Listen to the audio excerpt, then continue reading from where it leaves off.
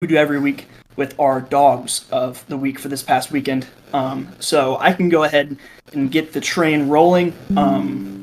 This gentleman is a repeat dog of the week. I believe the first repeat of the season. I believe I took him or somebody took him earlier in the year.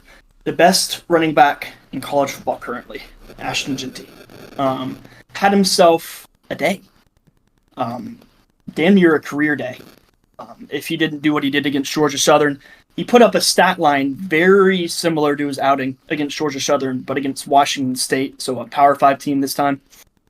Went for 259 yards and 4 touchdowns with a long of 64 yards. And if anybody watched that game, I mean, looked nearly impossible to tackle for the duration of that football game. Really, by far and away, the most impressive running back of the season so far, and I think will be prime candidate to be in New York come September if he keeps up this pace. Yeah, definitely. Absolutely. I think as far as running backs go, he's kind of been the runaway candidate for a running back to end up in New York because Ollie Gordon, hasn't really had the start to the season that we expected him to have. Kind of fell off. Yeah, maybe so. Mid-season, maybe we can discuss that. Who fell off, who broke out. Did they end The up way winning that Gundy. game? I'm assuming 4 touchdowns is a good indicator of whether or not they won the game. They won that game 45-24. Oh, damn. All right. And I mean, I can pull up the box score, but I'd hazard to say that he made up most of their yards. I mean, the man has taken over and been their entire offense in every game they played in, except against Portland State. I think he got pulled in the first half and still had 127 yards on the ground with 11 carries. So, I mean, the man this is the most impressive run that I've seen by a running back in college football in quite some time with how things have kind of developed. Offenses have evolved into the spread and, you're in and out more. You see quarterbacks with those video game stat lines more often than not, I feel like nowadays. So to see a guy like him have so much success on the ground, honestly, is a bit refreshing, I think. Yeah. I mean, speaking of running backs, to go back to Ollie Gordon, if you ask Mike Gundy, they're stacking 25 guys in the box. That's why they can't run the ball. Yep. That's fair. But, I would. Yeah, because obviously they can't throw the ball. But anyway, no, keeping it in group of 5 land. It's funny because the starting quarterback is on I don't know what the opposite of a dog of the week is. Pussycat of the week. Matt Sluka, Pussycat of the week, the first ever Pussycat of the week. There you go. Don't really know what happened behind closed doors over there at the front office of UNLV, but it's not a good look for the program or for the quarterback. However, you get forgotten quickly when the man by the name of Haj Malik Williams rolls in and leads the Runnin' Rebs to a 59-14 victory over Fresno State. The man went 13 for 16 through the air with 182 yards with 3 passing touchdowns on top of 12 carries for 119 yards and a rushing touchdown. By that math, he beats Fresno State by himself. I mean, not by himself. He's got to throw the ball to somebody. But somebody's got to play defense. Somebody, yeah. But yes, Mr. Williams, honestly, I think the spot is a little more impressive than the stat line. Being able to step up and take over the starting job on a pretty short notice amongst a media tumultuous season or week. To be fair, I do think the fall camp, who's going to start and who's going to be second, was pretty close from what I was hearing. And obviously he's got the tools in the bag to do what needs to be done. But shout out to Haj Malik. Boy balled on Saturday. That's pretty interesting because that news broke, Tuesday morning? Something like Either that, Tuesday or Wednesday. It was pretty Early early week, on in yeah. the week. He was not the starter for the full week. No, yeah, he was not. He was not the starter for the full week, so it's impressive. Yeah. Very impressive. I'm loving to see these group of 5 teams balling out early in Boise State and UNLV.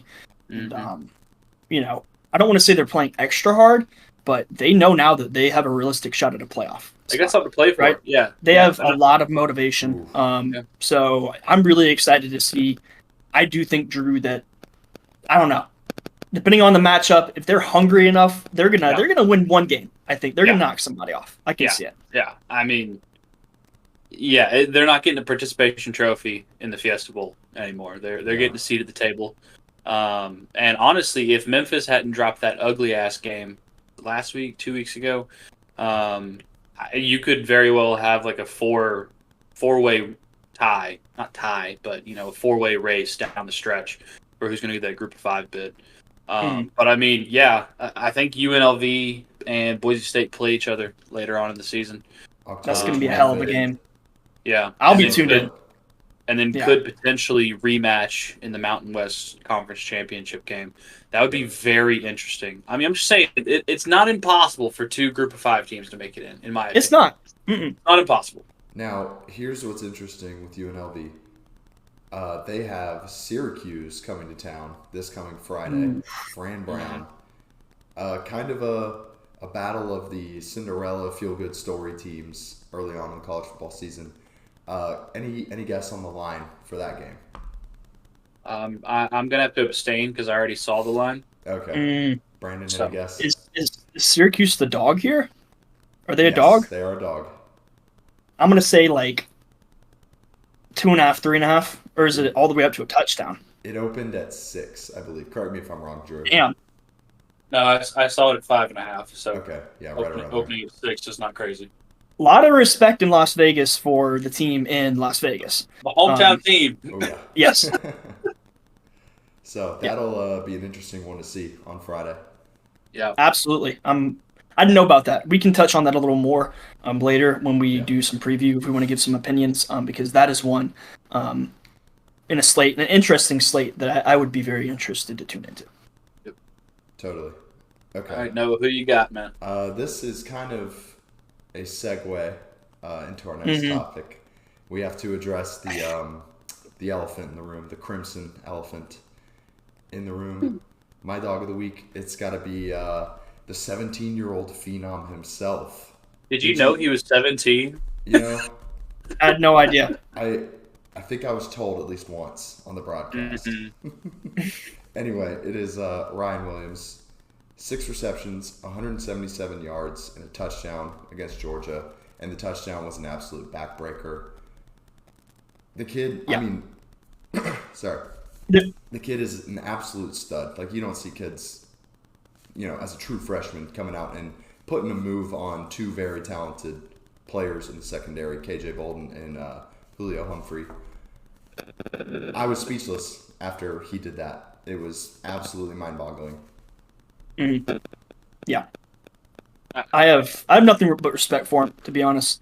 He has played beyond his years, and 4 or 5 games into his college career to have a moment like that, on a stage like that. I know it's at home, but I'll save it. He's a hell of a player, and has a very bright future.